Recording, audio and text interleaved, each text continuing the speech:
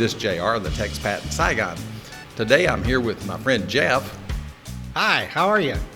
And we're going to talk about his experiences going through the COVID shutdown and the alternatives that he had to make some money here, because he's not on the Social Security from Canada or anything. He's just on his own. What he makes is what he gets. So let's see how that works out. Well, when I left the Vietnam, went to the Philippines for the Tet holiday, and I came back expecting go into the classroom, back to school, everything as usual, same schedules, all of that. I got back and I got an email the same day that I got back saying, don't come to class, school's closed until further notice. Oh, wow. So I thought, okay, I can wait for a week or two, maybe even 3. And that's what I did. I waited and waited and waited. Fortunately, I had my wife with me to wait with me, so it wasn't too bad.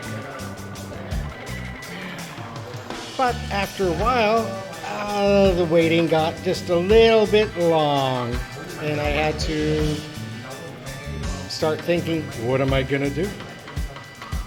Because our bank account got smaller and smaller and smaller, and we were starting to chew water.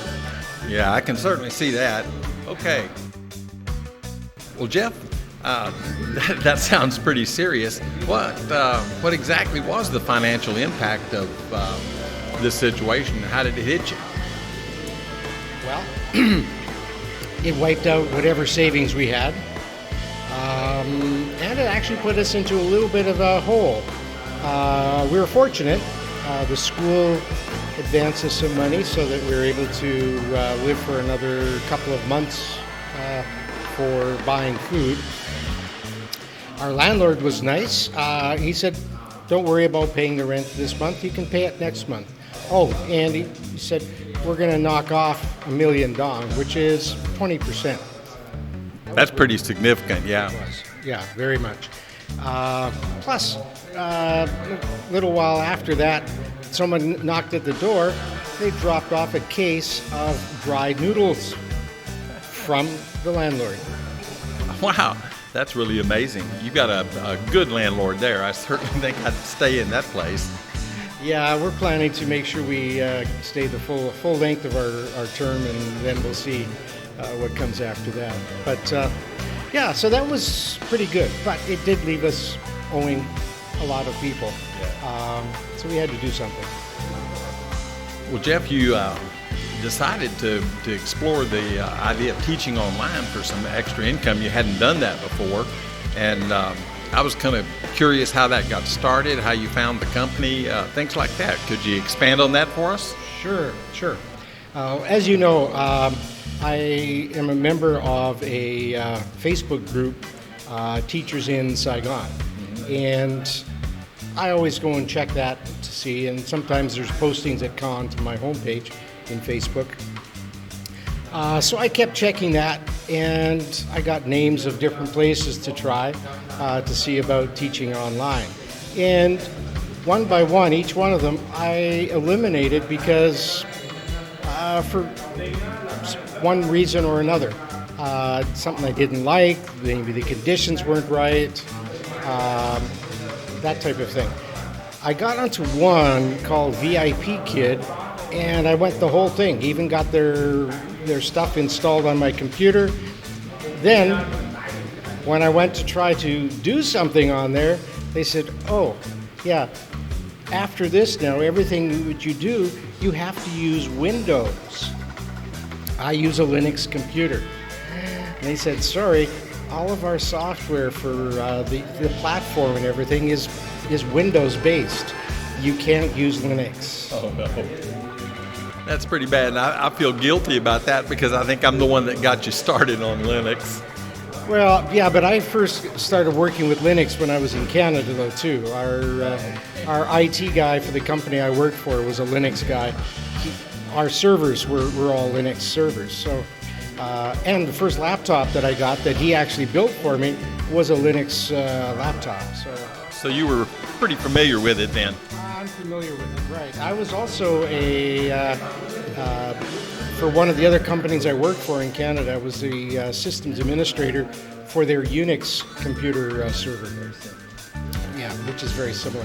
So it wasn't totally, you can't take all the blame for that one. I still support Linux over Windows, hands down. There's a lot of more pluses for it than there is negatives. So what was the alternative then if you couldn't go with VIP kits? Well, I basically at that point I gave up. And then there was another posting on the Facebook site, and the fellow there represented a whole bunch of them, including VIP Kit, and he basically he said, "I can find you one, I guarantee it." And he says it's not going to cost you anything; it's free. My service is free. Well, not entirely. The company gives him a bonus for getting a new sign-up, and if the sign-up teaches more than so many sessions, he gets another bonus on top of that. So it's just free for you, is what it is. Yeah, it's free for me. So he got me onto. First of all, he recommended VIP Kit. I told him my situation. He says, I'm familiar with Linux computers. He says, I understand why you want to use that. He says, it's okay. He says, I think I can find one for you. And so he came across, he said, try this one. Apply with them. He says, I guarantee you don't have to have Windows. Turns out it's called iTutor Group. And I looked them over, and their pay structure is a little bit different, but and when you first start, it's not that much, but it can grow really fast. And so I went on with them, started off with Linux, and then they said, but if you have Windows, there's so much more you can do, because our platform is for both Mac and for Windows. We can support Linux, but not so much. But at least it was an opportunity. Well, Jeff, after you got signed up, what kind of qualifications did they need, and how did your first classes work out with the kids? Well, this was one of the sites where they preferred if you are from Great Britain, Canada, or the United States, of which I'm from Canada, so that worked okay. But it turns out they also take people from other countries as well, but their preference is that. So I got signed up, and I was teaching adults, which is what I prefer. The adults are 45-minute sessions. Well, these sessions don't pay that terribly much, and you get a bonus if somebody who's in the class sends a reply back to the school and says they were okay. If they don't feel like sending anything back, you don't get anything other than the base. And the base is pretty low. Can I say how much? Yeah, sure. $5 an hour. $5 for 45 minutes. Yeah, that's pretty low. But the one thing that you do with that is that you build a base. And I was able to get enough good recommendations that my rating got above 9.5 fairly quickly. Once you do that, they invite you then to apply for special sessions, which is with kids. Well, these sessions are 25 minutes, and they pay $9 an hour. $9 an hour. Fixed. Substantial. $9 for 25 minutes. Substantially better. Yes. Just for the half hour, it's almost double what you get for a 45. And you can do 2 of them in 1 hour, which comes to $18. Not bad salary. Comparable with what you can get in the classroom here in Vietnam. And in some cases even slightly higher. And you don't have to go out for it. All you have to do is put on a red t-shirt or a red polo shirt. Yeah, it's kind of nice to be able to teach and not have to wear your pants. Well, my wife makes me at least wear a pair of shorts. She's always afraid that the webcam's going to start just go wandering around. Well,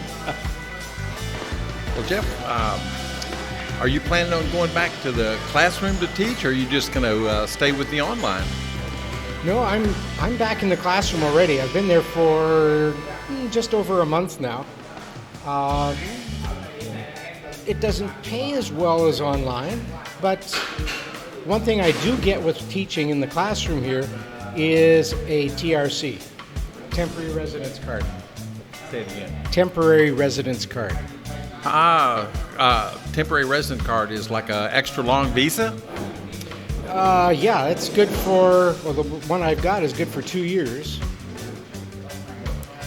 which means I can come and go as much as I want. And I just show them my TRC when I come back into the airport. They'll stamp my passport, the entry stamp, and that's it.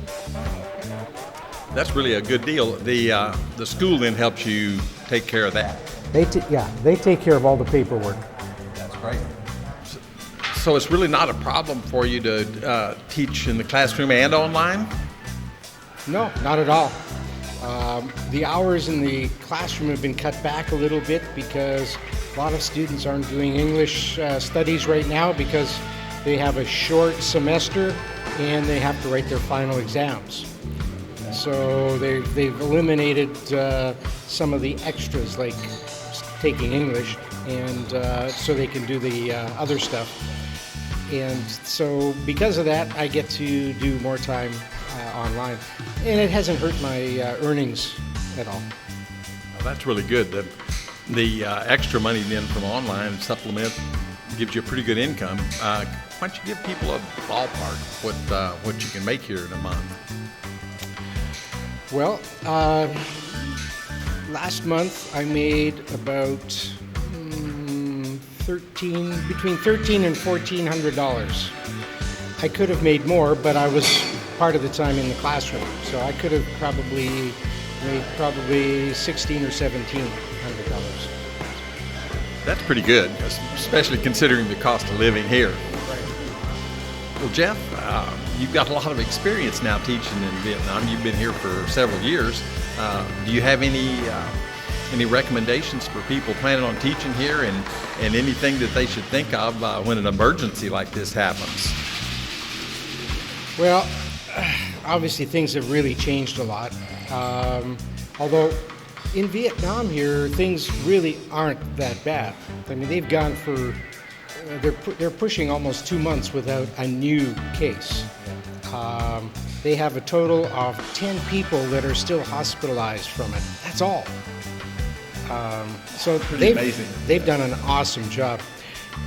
I see online a lot of people saying, I'm planning to come there as soon as the pandemic is over. What do you recommend? And the answers that they're getting back are all the same thing.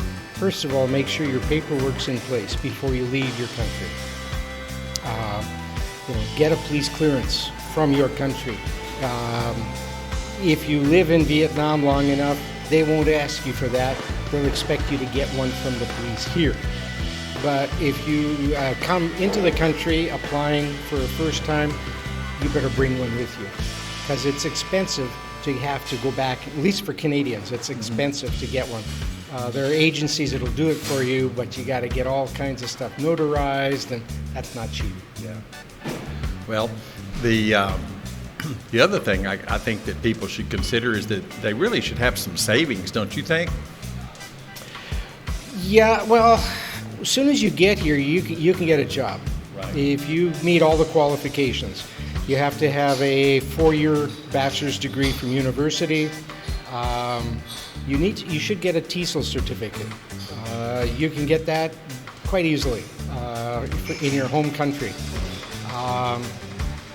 Those two things are probably prime importance, along with your police clearance. You walk in with those 3 items, of course, your passport, you can probably get a job within a couple of days of being here. And those same certificates and everything work for online teaching too, I suppose. Yes, they do. Yeah, and a lot of the teaching jobs online will actually they'll offer you courses to take online as well. So you can actually add to it. I've actually added an extra certificate to my list for a course that took me, I think, about 2 hours. Well, I hope this answers some questions and gives people an idea of, first of all, what you went through and how the teaching situation here works. We certainly am glad, as your friends, of course. Ray and I are really glad that you guys survived the COVID thing without too much stress. But I think that right now, it's still probably a hard time, would be a difficult time for you to get here and teach, because they still have that 14-day quarantine going on. Well, yeah, not just that. There's also the difficulty with getting out.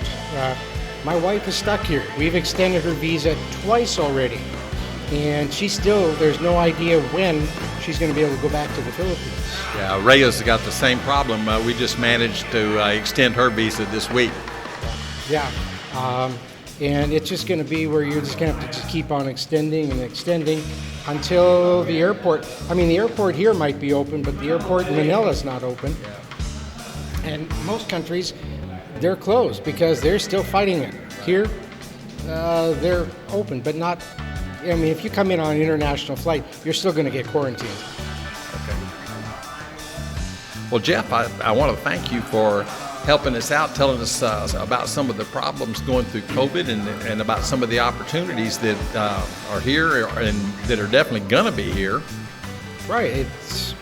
It's just what's going to be the future now, I think. Well, if you guys enjoyed watching this show and learning a little bit about teaching in Vietnam, I hope that you'll consider subscribing to the channel. And we certainly would like to have you part of our group. This is JR, the expat in Saigon, saying thank you all for watching.